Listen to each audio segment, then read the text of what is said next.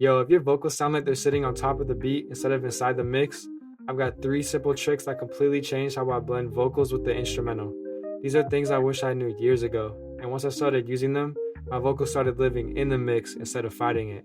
Let's get straight into it.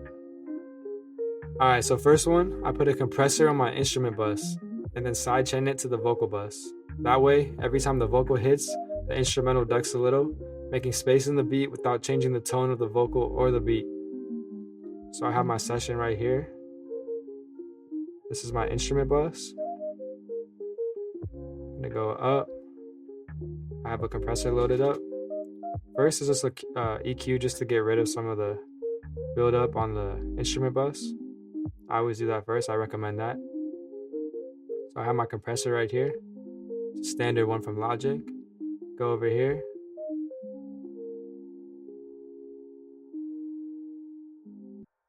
So basically you want to use a fast attack, a medium release, a ratio of around 3:1. Don't crush it, just a little subtle dip. Then you want to play with the threshold so you're getting around a few dBs of gain reduction. You're going to see the compressor duck when the vocals play, and that's ducking the instruments.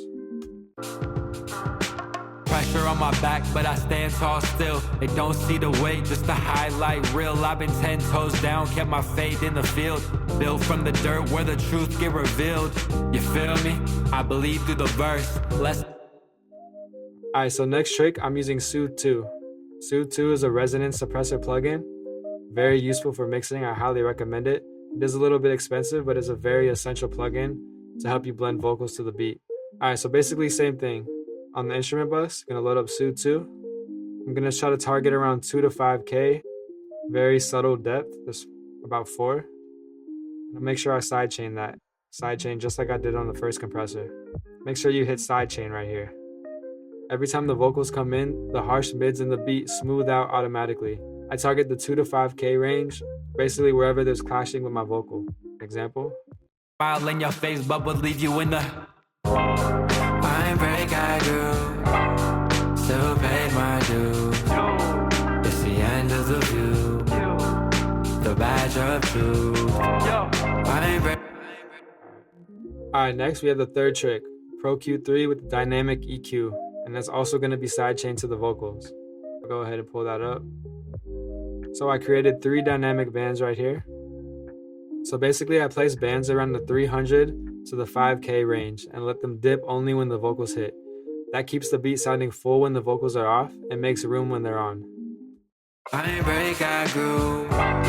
Still paid my dues. It's the end of the view. The badge of truth. Clock. Make sure you have this sidechained as well. These 3 tricks help my vocals finally sit in the mix without over-processing or overthinking it. Try one at a time and stack them up if you need more space. And if this helped, I've got more videos coming with real-world mixing techniques that I actually use. Subscribe if you're trying to level up your sound. And quick heads up, I recently changed my artist name to Vincent. You can find my music under that name now on Spotify, Apple Music, wherever you stream. Thanks for watching, and I'll see you on the next one.